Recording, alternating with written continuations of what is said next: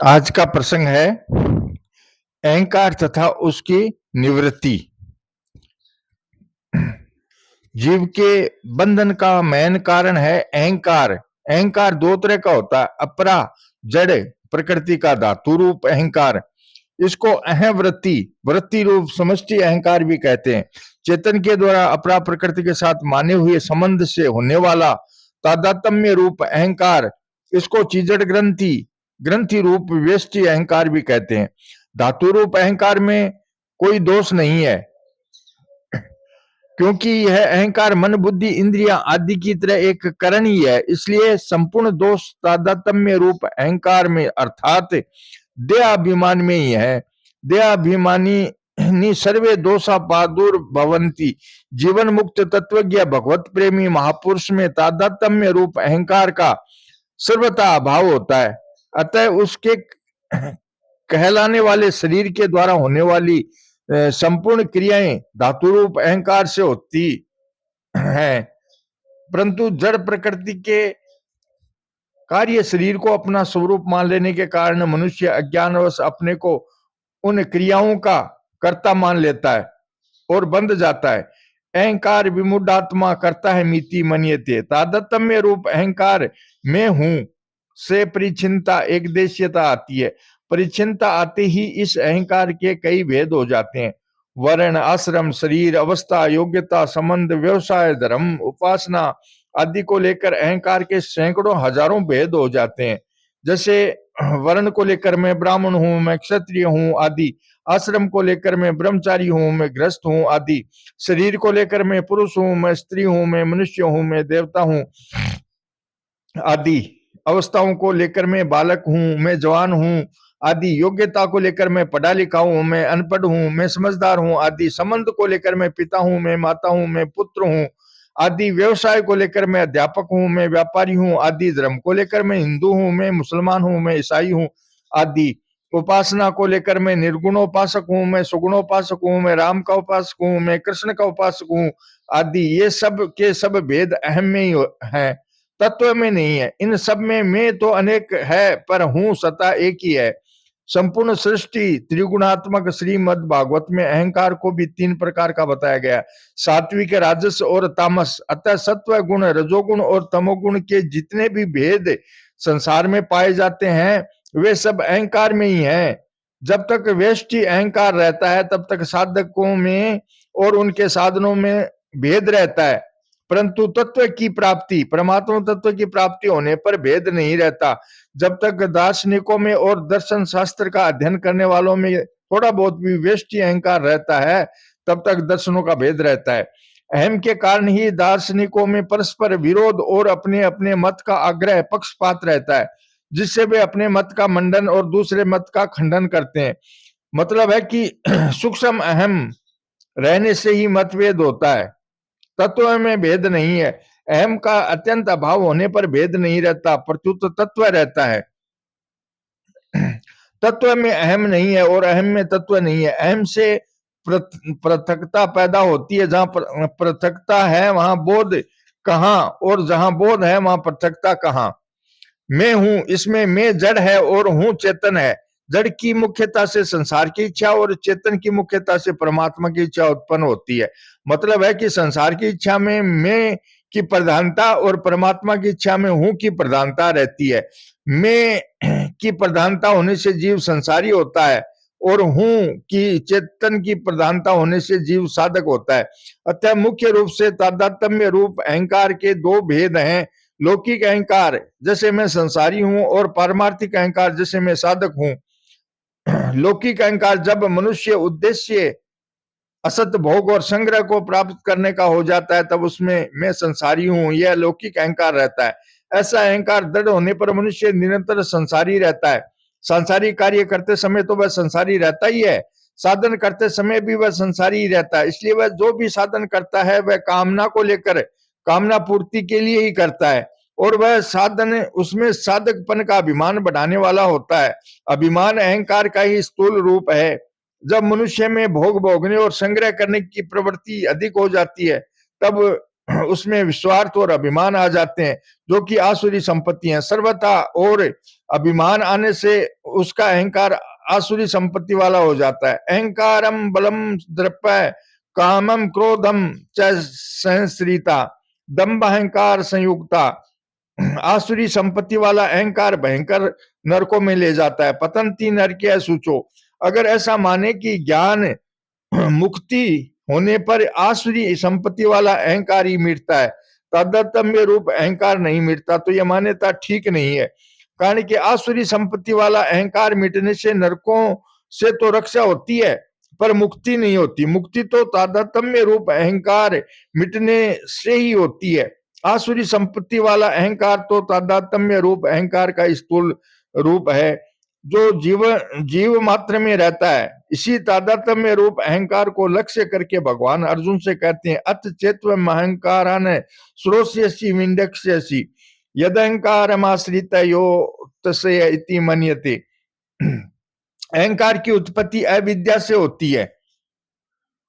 अविद्या अस्मिता द्वेषा भी निवेशा कलेशा अविद्या क्षेत्र मूत्रेशा। ज्ञान होने पर अविद्या का नाश हो जाता है। जब अविद्या नहीं रहेगी तो फिर अविद्या से होने वाला अहंकार कैसे रहेगा? जिस ज्ञान से अविद्या नहीं मिटे वह ज्ञान कैसा?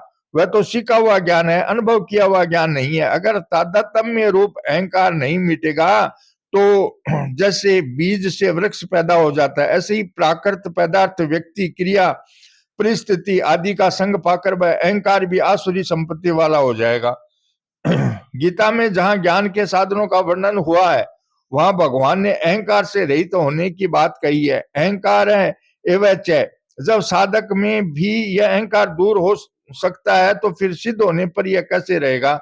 सिद्ध होने पर तो तादात्म्य रूप अहंकार का सर्वथा नाश हो जाता है। भगवान ने कर्म योग में निर्ममो निरहंकार है, पदों से ज्ञान योग में अहंकार विमुच्य निर्मम है, पदों से और भक्ति योग में निर्ममो निरहंकार है, पदों से तादात्म्य रूप अहंकार के नाश की बात कही है। दूसरा हो गया पारमार्थिक अहंकार। जब मनुष्य का उद्देश्य केवल सत्य तत्व को प्राप्त करने का हो जाता है, तब वह उसकी प्राप्ति के लिए मैं साधक हूं इस पारमार्थिक अहंकार को लेकर साधन करता है। मैं साधक हूं, यह अहंकार मुक्त करने वाला है।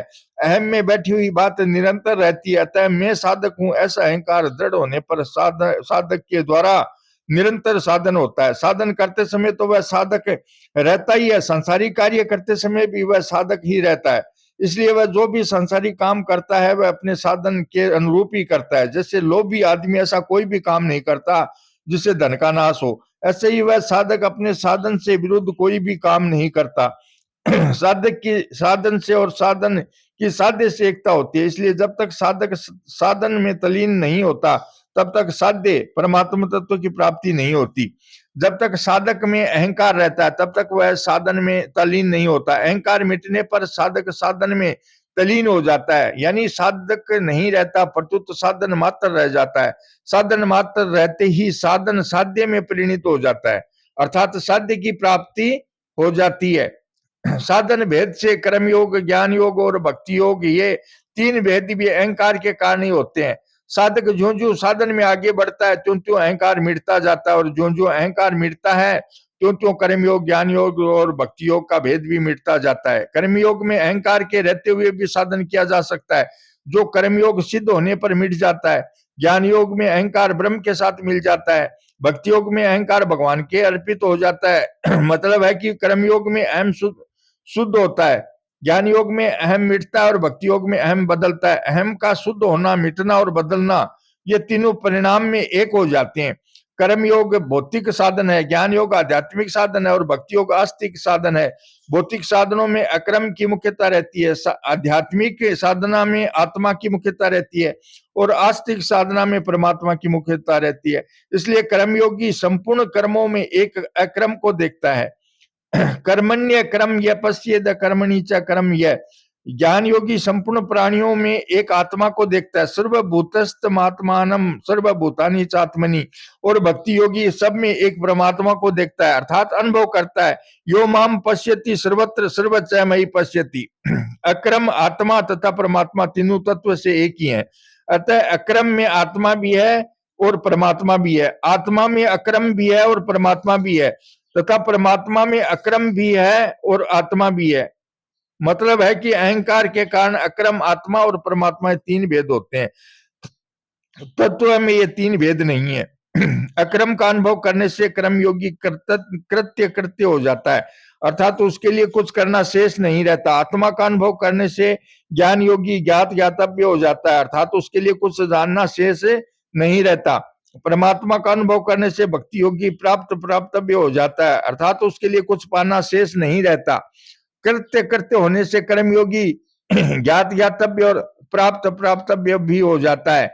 ज्ञात ज्ञातव्य होने से ज्ञान योगी कृत्य कृत्य और प्राप्त प्राप्तव्य भी हो जाता है, तथा प्राप्त प्राप्तव्य होने से भक्ति योगी कृत्य कृत्य और ज्ञात ज्ञातव्य भी हो जाता है।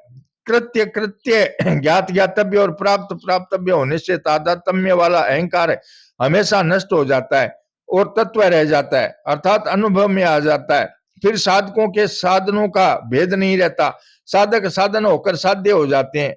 प्रश्न आता है कि हमारा स्वरूप अहम मेंपना से रहित है, इसका अनुभव कैसे करें? इसका उत्तर है सत्ता मात्र, अर्थात केवल होनापन ही हमारा स्वरूप है।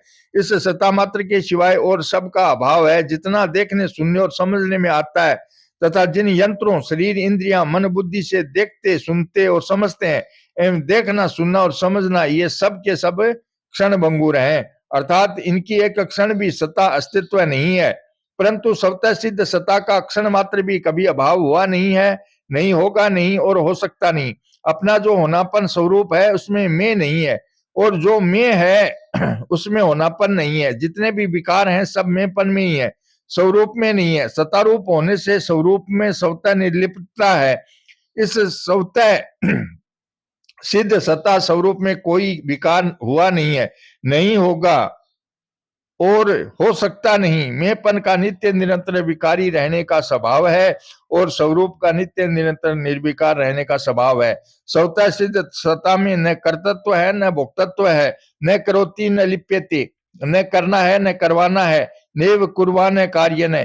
गीता में भगवान ने कहा है भूमि रापो अनलो वायु ख मनोबुद्धि रेव च अहंकार इतियम में बिना प्रकृति रस्तदा।